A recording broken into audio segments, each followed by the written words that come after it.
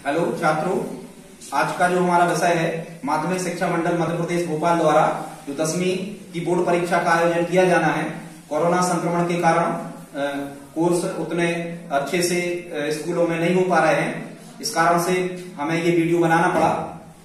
इसमें छात्रों हम आपको आज बताने वाले हैं कक्षा 10वीं में जो सामाजिक विज्ञान का विषय है, इसका अध्याय 12 है। उसका नाम है भारत का संविधान, इंग्लिश में इंडियन कॉन्स्टिट्यूशन कहते हैं छात्रों।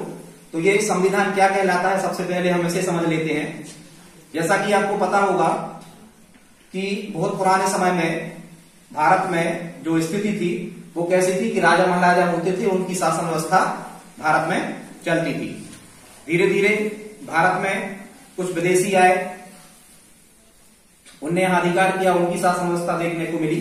फिर अंग्रेज आ गए 1600 में, ईस्ट इंडिया कंपनी भारत आ गई। इनकी व्यवस्था, इनका शासन, इनका कानून भारत के लोगों को देखने को मिला।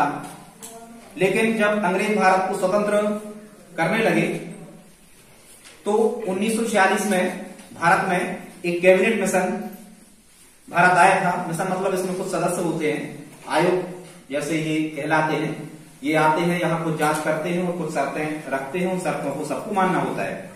फिर कैबिनेट मिशन के तहत भारत का संविधान बना। अब ये जो संविधान है क्या कहलाता है, सबसे पहले आप इसे समझ लो। संविधान इंग्लिश में कॉन्स्टिट्यूशन कहते हैं। संविधान का अर्थ होता है एक ऐसा लिखित प्रलेख या ऐसा संकलित प्रलेख या नियम और कानूनों की ऐसी एक पुस्तक जिसके द्वारा किसी देश की शासन व्यवस्था चलाई जाती है, उसे हम क्या कहते हैं, संविधान। छात्रों, अपना जो संविधान है भारत का, ये भी लिखित है, निर्मित है। जो संविधान को बनाने वाले जो कानूनविद थे, कानून को जानने वाले विद्वान थे, इनके द्वारा इस संविधान को बनाया गया है। भारत का संविधान विश्व का सबसे बड़ा संविधान है, लिखित है और निर्मित है। इसे 2 भाषाओं में हस्तलिखित किया गया है, हिंदी और अंग्रेजी में इसे लिखा गया है। और जब भी भारत में कोई भी नियम या कानून बनते हैं, या हम कहते हैं कि संविधान संशोधन होते हैं, इंडियन कॉन्स्टिट्यूशनल अमेंडमेंट कहलाते हैं, भारतीय संविधान संशोधन, ये भी हमेशा 2 भाषाओं में होते हैं, हिंदी में और अंग्रेजी में। ठीक है छात्रों, तो संविधान आप समझ गए होंगे। अब हम देखते हैं कुछ यहाँ शब्दावली लिखी है, इन चीजों को आप देख लो। सबसे पहले यहाँ लिखा है संविधान सभा। जो कैबिनेट मिशन था 1946 में, जो कैबिनेट मिशन भारत आया, इसने सबसे पहले भारतीय जो नेता थे, खासकर भारतीय राष्ट्रीय कांग्रेस और मुस्लिम लीग के, इनसे बात करी और कहा कि अब हम भारत को आजाद करने वाले हैं, देश को हम आजाद करने की सोच रहे हैं। लेकिन अभी तक तो हमारे अनुसार देश की शासन व्यवस्था चलती थी, लेकिन अब आप लोगों के अनुसार शासन व्यवस्था चलेगी, तो आप अपना संविधान बनाएं। इसलिए आपको संविधान सभा बनाने की जरूरत होगी।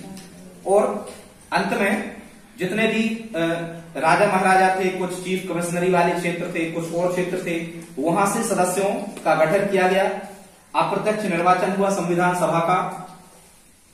389 संविधान सभा के सदस्य बनाए गए। जब पाकिस्तान का विभाजन हो गया तो 299 संविधान सभा के सदस्य बचे। और बहुत सारी बातें संविधान सभा में कि कहां क्या किया गया, हम आपको आगे अभी बताएंगे। तो संविधान सभा शायद आप समझ गए होंगे। इसके बाद हम चलते हैं, तो यहां लिखा है प्रत्यक्ष चुनाव। छात्रों, चुनाव साधारणतः वोट डालने के आधार पर 2 प्रकार के होते हैं। एक तो कहलाते हैं प्रत्यक्ष चुनाव। ऐसे चुनाव को हम प्रत्यक्ष चुनाव कहते हैं जिनमें जनता खुद वोट डालती है।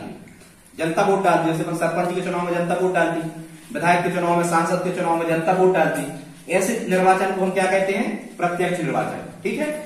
और ऐसा निर्वाचन जिसमें जनता के द्वारा चुने गए प्रतिनिधि वोट डालते हैं, ऐसे निर्वाचन को अप्रत्यक्ष निर्वाचन कहते हैं। जैसे प्रमुख सरपंच को चुनते हैं तो पंच वोट डालते हैं, ठीक, या राष्ट्रपति का चुनाव है या उपराष्ट्रपति का चुनाव है, ये अप्रत्यक्ष निर्वाचन होता है, जिसमें जनता द्वारा चुने गए लोग दूसरे लोगों को चुनते हैं, वो अप्रत्यक्ष निर्वाचन कहलाता है। फिर हम चले संघीय स्वरूप क्या कहलाता है। जैसे हम कहें कि भारत एक संघात्मक राज्य है, संघीय स्वरूप है। संघीय स्वरूप का मतलब ये होता है भारत में कि भारत एक संघ होगा, लेकिन जो शक्तियां होंगी वो राज्य सरकारों और केंद्र सरकारों को बांट दी जाएंगी। माने शक्तियों का बंटवारा राज्य सरकार और केंद्र सरकारों को किया जाएगा। ठीक, राज्य की शासन व्यवस्था अलग होगी और देश की शासन व्यवस्था अलग होगी। राज्य में मुख्यमंत्री प्रधान होगा और देश में प्रधानमंत्री प्रधान होगा। ये कहलाता है संघीय शासन प्रणाली। इसे भारत में अपनाया गया है। इसके बाद में लिखा है सार्वभौमिकता। जहां कहीं भी संविधान में सार्वभौमिकता शब्द लिखा आता है छात्रों, सार्वभौमिकता का मतलब है पूरा भारत। सार्वभौमिकता का अर्थ है पूरा भारत, ठीक, पूरे भारत से अर्थ लिया जाता है सार्वभौमिकता का। फिर यहां लिखा है अनुच्छेद। तो भारत का जो संविधान है इसमें वर्णित जो धाराएं हैं, मतलब कुछ नियम कानून उसमें लिखे हुए हैं, उनको क्रमांक दिया गया है, हिंदी और अंग्रेजी में उनके नंबर दिए गए हैं, उन्हें हम कहते हैं अनुच्छेद। यहाँ हमने लिख रखा है भारतीय संविधान में, आपकी पुस्तक में 395 अनुच्छेद दिए हैं, हालांकि 448 से अधिक अनुच्छेद भारतीय संविधान में हो गए हैं, पर आपको 395 अनुच्छेद ही लिखना है, तो इंग्लिश में आर्टिकल कहते हैं। तो भारतीय संविधान में कितने अनुच्छेद हैं? 395 अनुच्छेद हैं। यहाँ और भी देख लो, यहाँ अनुसूचियां लिखी है, शेड्यूल। भारतीय संविधान में 12 अनुसूचियां हैं। जब संविधान बना था 8 थी, अब 12 हो गई। 12 अनुसूचियां हैं, 395 अनुच्छेद हैं। हालांकि वर्तमान में संविधान में 25 भाग हो गए हैं, लेकिन आपकी पुस्तक में 22 भाग दिए हैं, तो आप 22 को भी सही माने। इसके बाद में भारतीय संविधान में 22 भाषाओं को मान्यता प्राप्त है। देखो, भारत का संविधान सबसे बड़ा संविधान है। यहीं से आप देख सकते हो कि भारत के संविधान में 395 अनुच्छेद हैं, जबकि अमेरिका इतना बड़ा देश होने के बाद में यहाँ के संविधान में 7 अनुच्छेद हैं। कनाडा के संविधान में 147 अनुच्छेद हैं और ऑस्ट्रेलिया के संविधान में 128 अनुच्छेद हैं।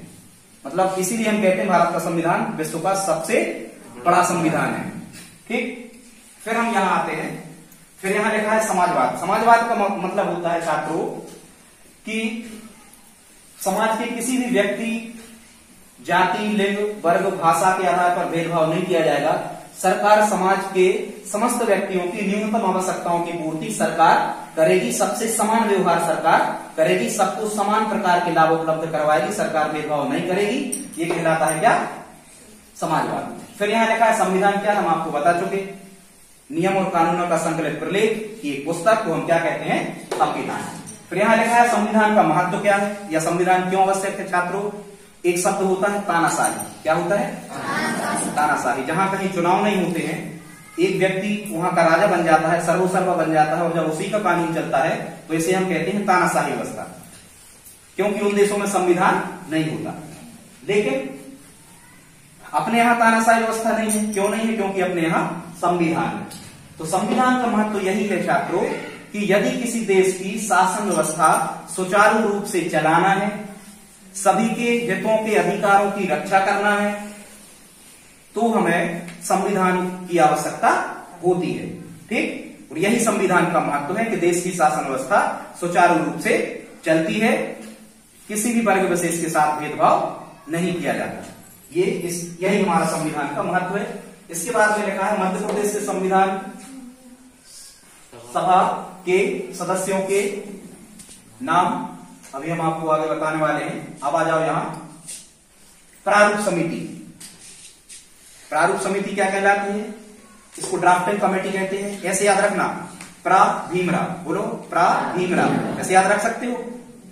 या भीम को गिलाने यदि मार दे तो मुक्का का पहलवान था भीम, तो बहुत दिनों तक प्राप्त हो, ऐसे याद कर लियो, क्योंकि संविधान में 2 सभाएं थी और यहां से आपको प्रश्न आते हैं। कितनी सभाएं थी? 2 सभाएं थी और यहां से प्रश्न आपको आते हैं। तो प्रारूप समिति के जो अध्यक्ष थे डॉक्टर भीमराव अंबेडकर, और संविधान निर्मात्री सभा के अध्यक्ष थे वो डॉक्टर राजेंद्र प्रसाद, ठीक है। निर्मात्री सभा, कई निर्मालय में जा रहा है तो प्रसाद भी लेते आना, ऐसे करके आप याद रख सकते हो। निर्मात्री सभा के कौन थे? डॉक्टर राजेंद्र प्रसाद। प्रारूप समिति के कौन थे? डॉक्टर भीमराव अंबेडकर, ठीक है। यहाँ सेठ अब्दुल्ला या सेठ मध्य प्रदेश के जो संविधान सभा के सदस्य थे वो पंडित रविशंकर शुक्ल, घनश्याम सिंह बोझ और हरि विष्णु कामत, इतना आप याद रख सकते हो। तो यहाँ लिखा है शासन के अंग या शासन के स्तर। छात्रों, शासन के अंग या शासन के 3 स्तर होते हैं। आप पिछली कक्षाओं में पढ़ के आए होंगे। वो 3 स्तर क्या होते हैं? सबसे पहले होती है व्यवस्थापिका, कार्यपालिका और न्यायपालिका। व्यवस्थापिका जो कानून बनाने का काम करती है, जैसे भारत में संसद, इसे व्यवस्थापिका कहते हैं। दूसरी होती है कार्यपालिका जो बनाए हुए कानूनों को लागू करती है, ठीक है, मतलब शासन व्यवस्था। और तीसरी होती है न्यायपालिका जो बनाए हुए कानूनों का उल्लंघन करता है, उसे न्यायपालिका से गुजरना पड़ता है। फिर यहाँ छात्रों लिखा है भारतीय संविधान की विशेषता, और यहां से आपको ये 4 अंक का प्रश्न आना तय है, बिल्कुल 100%। आप इसे तैयार कर लें और ज्यादा से ज्यादा आपको 5 या 6 विशेषताएं इसकी लिखना है। जितने अंक का है उतनी विशेषताएं आप लिखना है। वर्णन करके लिख सकते हो, सीधी लाइन में लिख सकते हो। तो सबसे पहले भारतीय संविधान की विशेषता है कि लिखित और विस्तृत संविधान है। यही से आप कह सकते हो कि भारत का संविधान लिखित और विस्तृत संविधान है, अर्थात बहुत बड़ा संविधान है। इसे हमारे कानून के जो जानने वाले, जो जानकार थे, उनके द्वारा लिखकर बनाया गया है। इसमें 395 अनुच्छेद, ठीक, 22 भाग और 12 अनुसूचियां हैं। बस इतनी लाइन आप इसमें लिख सकते हो। और भारत का संविधान विश्व का सबसे बड़ा संविधान है। दूसरा यहाँ लिखा है निर्मित संविधान। भारत के संविधान को निर्मित किया गया है। अलग अलग देशों से अलग अलग व्यवस्थाएं अपन लाए हैं भारत के संविधान में। जैसे राष्ट्रपति का पद अमेरिका से लाए, प्रधानमंत्री का पद इंग्लैंड से लाए, ऐसी बहुत सारी चीजें अपन आपातकाल जर्मनी से लाए, संविधान संशोधन दक्षिण अफ्रीका से लाए, ऐसी बहुत सारी विशेषताएं अपन दूसरे देशों से लाए हैं। निर्मित संविधान का मतलब है कि भारत का संविधान निर्मित किया गया है, संविधान को जानने वाले जो लोग थे उनके द्वारा बनाया गया है। इसके बाद यहाँ लिखा है कठोर और लचीलेपन का समन्वय। इसका मतलब यह है कि भारत का संविधान ना अधिक कठोर है और ना अधिक लचीला है, कठोर और लचीलेपन का सम्मिश्रण है। कठोर का मतलब यह है कि कई कई स्थितियां ऐसी होती हैं कि संविधान को बदलना, इनकी धाराओं में संशोधन करना बहुत कठिन हो जाता है, और कई धाराएं ऐसी होती हैं कि आसानी से उनमें परिवर्तन संसद कर सकती है। फिर यहाँ लिखा है संपूर्ण प्रभुत्व संपन्न। इसका अर्थ समझो प्रभुत्व संपन्न। ये शब्द क्या कहलाता है छात्रों? प्रभुत्व संपन्न का मतलब होता है कि भारत की शासन व्यवस्था चलाने में विदेशों की दखलंदाजी बिल्कुल भी बर्दाश्त नहीं की जाएगी। मतलब चीन या पाकिस्तान वाले ऐसा नहीं कह सकते कि तुम ऐसे नियम नहीं बनाओ, तुम ऐसे नियम नहीं बनाओ। भारत की शासन व्यवस्था चलाने में किसी भी दूसरे देश की दखलंदाजी बर्दाश्त नहीं की जाएगी। भारत की शासन व्यवस्था चलाने में भारत की जो सरकार है, भारत की जो संसद है, वो अपने हिसाब से निर्णय लेने के लिए स्वतंत्र है। इसे हम क्या कहते हैं? संपूर्ण प्रभुत्व संपन्न गणराज्य। हालांकि गणराज्य का मतलब होता है प्रजातंत्र, गणतंत्र, जनता का शासन। ये गणतंत्र या प्रजातंत्र कहलाता है। फिर यहाँ की विशेषता है समाजवादी एवं पंथनिरपेक्षता। समाजवादी का हम आपको बता चुके। पंथनिरपेक्षता या धर्मनिरपेक्षता का मतलब ये होता है कि भारत के जो व्यक्ति हैं वो अलग अलग धर्मों को मानने वाले हैं। कोई भी व्यक्ति किसी भी धर्म को मानने के लिए कैसा है? स्वतंत्र है। कोई भी व्यक्ति किसी भी धर्म को मान सकता है। भारत का कोई ऐसा राष्ट्रीय धर्म घोषित नहीं किया गया है। कोई भी व्यक्ति किसी भी धर्म को मानने के लिए स्वतंत्र है। इसे हम क्या कहते हैं? पंथनिरपेक्षता। फिर आगे हम बढ़ते हैं तो संसदीय शासन प्रणाली को भारत में अपनाया गया है। संसदीय शासन प्रणाली मतलब कहलाता है कि भारत की शासन चलाने की जो शक्तियां होंगी ये किसके हाथ में होंगी? प्रधानमंत्री के हाथ में होंगी, मंत्रिमंडल के हाथ में होंगी। मंत्रिमंडल जो रहेगा वो देश की पूरी शासन व्यवस्था चलाएगा।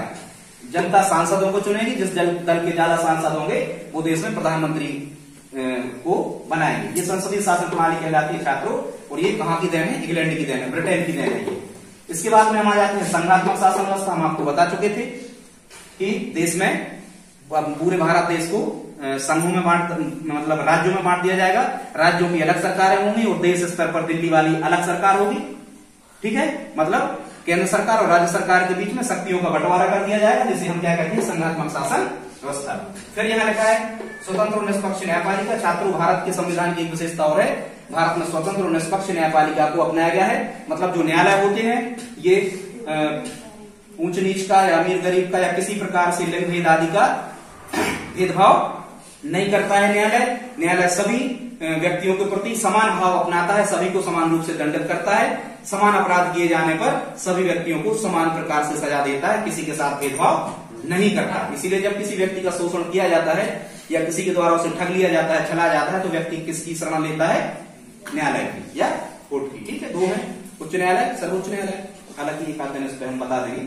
इसके बाद में हम चलते हैं भारत के संविधान में मौलिक अधिकार और मौलिक कर्तव्यों का समावेश किया गया है। मौलिक अधिकार 6 मौलिक अधिकार दिए गए हैं और मौलिक कर्तव्य भी दिए गए हैं। 11 मौलिक कर्तव्य हैं।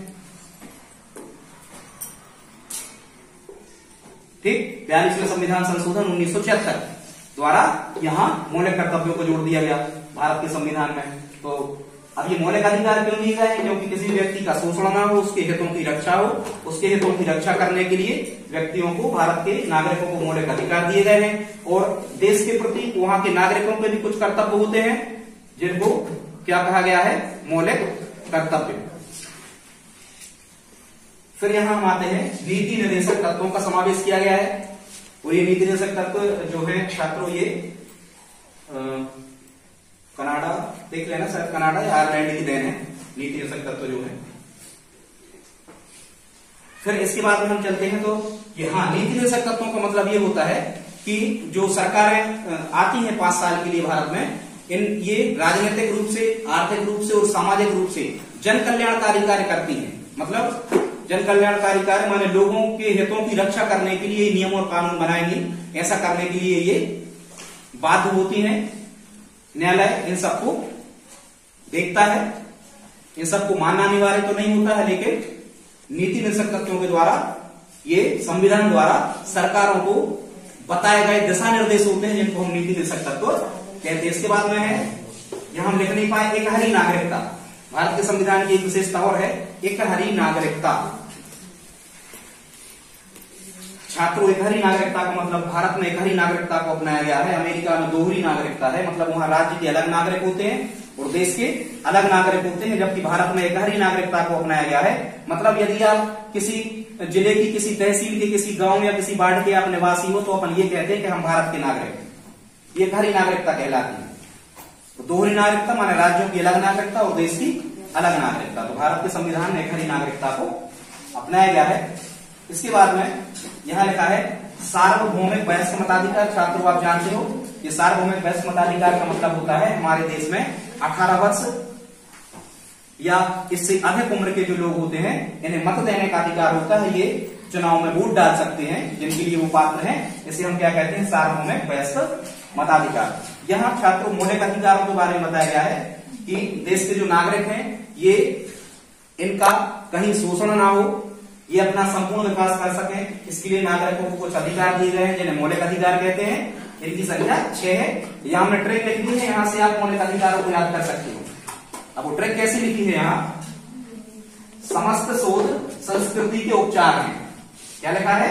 समस्त शोध संस्कृति के उपचार हैं। यहां से देख लेते हैं। सा से बनता है यहाँ समानता का अधिकार।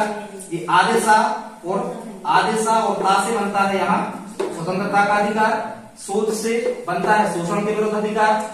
फिर यहाँ संस्कृति से बनता है, फिर यहाँ देखो शोध के धा से बनता है धार्मिक स्वतंत्रता का अधिकार। संस्कृति शब्द से बनता है संस्कृति एवं शिक्षा का अधिकार। और लास्ट में जो उपचार लिखा है, इसको हम कहते हैं संवैधानिक उपचारों का अधिकार। ये 6 मौलिक अधिकार आपको, इनका वर्णन पुस्तक में नहीं दिया, आपको भी करना नहीं है। आप जानते हो सभी के साथ समानता की जाएगी, किसी के साथ दोष नहीं किया जाएगा, किसी के साथ भेदभाव नहीं किया जाएगा। जाति, धर्म, लिंग, भाषा के आधार पर सभी को स्वतंत्रता का अधिकार होगा।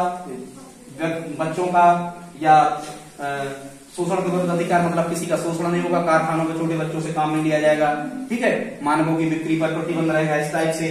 धार्मिक स्वतंत्रता, कोई भी धर्म मानने के लिए स्वतंत्र रहेंगे। संस्कृति और शिक्षा प्राप्त करने का आपका अधिकार होगा, आप अपनी संस्कृति को मानने के लिए स्वतंत्र हो। संवैधानिक उपचारों का अधिकार, इन 5 अधिकारों में से यदि आपके अधिकारों का हनन हुआ है तो आप न्यायालय की शरण ले सकते हो, उसे संवैधानिक उपचारों का अधिकार कहते हैं। फिर यहाँ छात्रों हमने ये लिखा है 24 जनवरी 1950। 24 जनवरी 1950 को अंत में जब संविधान अपना लागू होने वाला था, तो इस दिन सभी जो सदस्य थे संविधान सभा के, उनके हस्ताक्षर हो गए थे। इसलिए हम बता चुके 395 अनुच्छेद हैं, 12 अनुसूचियां हैं, 22 भाग हैं और 22 भाषाएं भारत संविधान में। अमेरिका के संविधान में 7 आर्टिकल हैं, अनुच्छेद हैं। कनाडा में 147 और ऑस्ट्रेलिया में 128। यहाँ छात्रों हमने कुछ चीजें और लिखी हैं। ये सदस्य थे, यहाँ लिखा है सच्चिदानंद सिन्हा। हालांकि आपको बताएं, ये जो सच्चिदानंद सिन्हा थे, ये सबसे ज्यादा बुजुर्ग सदस्य थे। इन्हें अस्थायी अध्यक्ष बना दिया गया था। क्या बनाया था? अस्थायी अध्यक्ष बना दिया गया था। फिर यहाँ लिखा है डॉक्टर भीमराव जी अम्बेडकर। इनको अभी हमने बताया प्रारूप समिति या ड्राफ्टिंग कमेटी के अध्यक्ष थे। इनका महत्वपूर्ण योगदान रहा भारत के संविधान को बनाने में। फिर हमने लिखा है 26 नवंबर 1949 जो संविधान सभा थी, उसने इस बने हुए संविधान को 26 नवंबर 1949 को अंगीकृत अधिनियमित आत्मसात किया था। मतलब सभी ने अपनी सहमति दर्शा दी थी और 15 अनुच्छेद इसी दिन से भारत के संविधान के लागू हो गए थे। इसीलिए प्रत्येक वर्ष 26 नवंबर को संविधान दिवस मनाया जाता है। इसके बाद में यहाँ लिखा है छात्रों 26 जनवरी 1950। आप सभी जानते हो कि 26 जनवरी 1950 को हमारा संविधान लागू हुआ था। इस दिन भारत गणतंत्र बना था, इसलिए 26 जनवरी हमारे लिए महत्वपूर्ण है। यहाँ छात्रों लिखा है 9 दिसंबर 1946 संविधान सभा की पहली बैठक हुई थी। ये बैठकें बम्बई की गोकुलदास तेजपाल संस्कृत पाठशाला में होती थी। बम्बई जाते थे सभी लोग। 9 दिसंबर 1946 को पहली बैठक हुई, 11 दिसंबर को दूसरी, 13 दिसंबर को तीसरी, ठीक है। 2-2 दिन के अंतराल से। भारत का संविधान बनने में 2 वर्ष 11 माह 18 दिन का समय लगा। ये आपको एक एक अंक में पूछे जा सकते हैं। फिर इतने 2 वर्ष 11 माह 18 दिन का जो समय लगा भारत का संविधान बनने में, उसमें 11 अधिवेशन और 166 बैठकें हुई। अधिवेशन मतलब ये लोग सब इकट्ठे जो संविधान बनाने वाले थे वो वहां जाते थे और अपने अपने कामों में चले जाते थे, फिर अपनी डायरियों में नियम लिख के लाते थे। तो 11 अधिवेशनों में 166 बैठकें हुई। यहाँ ये क्या लिखा है, 389 कुल सदस्य थे। लेकिन जब पाकिस्तान का विभाजन हो गया, पाकिस्तान के विभाजन के बाद में यहाँ से कुछ सदस्य पाकिस्तान में चले गए, मुस्लिम लीग के जो सदस्य थे पाकिस्तान में चले गए, तो फिर संविधान सभा में कितने सदस्य बचे, 299। यहाँ लिखा है छात्रों सरोजिनी नायडू और श्रीमती विजयलक्ष्मी पंडित। इनको सरोजिनी नायडू, विजयलक्ष्मी पंडित। कभी कभी आपको ऐसा प्रश्न आ जाता है कि संविधान सभा की कुछ महिला सदस्यों के नाम बोलो, तो आप ये 2 नाम बोल सकते हो, सरोजिनी नायडू और विजयलक्ष्मी पंडित, ठीक है। हालांकि 12 महिला सदस्य थी उसमें कुल। फिर यहाँ लिखा है बी.एन. राव। बी.एन. राव का मतलब है ये संवैधानिक सलाहकार थे, ये बहुत ज्यादा कानून को जानने वाले थे। तो संवैधानिक सलाहकार कौन थे, बी.एन. राव। संविधान की आवश्यकता क्यों है, देखो छात्रों में आपको बता चुके। मौलिक कर्तव्य, भारत के संविधान में कितने मौलिक कर्तव्य हैं, 11 मौलिक कर्तव्य हैं। 42वें संविधान संशोधन 1976 में ये जोड़े गए। कितने हैं, शायद आपको पता होंगे। अब 11 है, इसके पहले 10 थे। वो 11वां जो मौलिक कर्तव्य है वो ये हो गया है कि प्रत्येक माता पिता का ये कर्तव्य होगा कि अपने 6 से 14 वर्ष तक के जो बच्चे हैं इनको अनिवार्य निःशुल्क शिक्षा उपलब्ध करवाएं, मतलब 8वीं तक पढ़ने के लिए स्कूल भेजें अनिवार्यता। स्त्रियों की रक्षा करें, उनका सम्मान करें, जरूरत पड़ने पर देश की मदद करें, ठीक है। देश के जो राष्ट्रीय चिन्ह है, राष्ट्रीय ध्वज है, राष्ट्रगान है, राष्ट्रीय गीत है, ठीक है, इनका सम्मान करें। आह्वान किए जाने पर देश की मदद करने के लिए आप तैयार रहें। सार्वजनिक संपत्ति की सुरक्षा करें, ठीक है। वैज्ञानिक दृष्टिकोण अपनाएं। इस टाइप से ऐसे ये 11 मौलिक कर्तव्य हैं, आप इनको तैयार कर लेना, ठीक है छात्रों। तो हमें लगता है इतने से आपका संविधान तैयार हो गया होगा। कुछ जल्दी जल्दी बताना पड़ा, टाइम कम लगे और डाटा ज्यादा निकल के आए, इस कारण से धन्यवाद।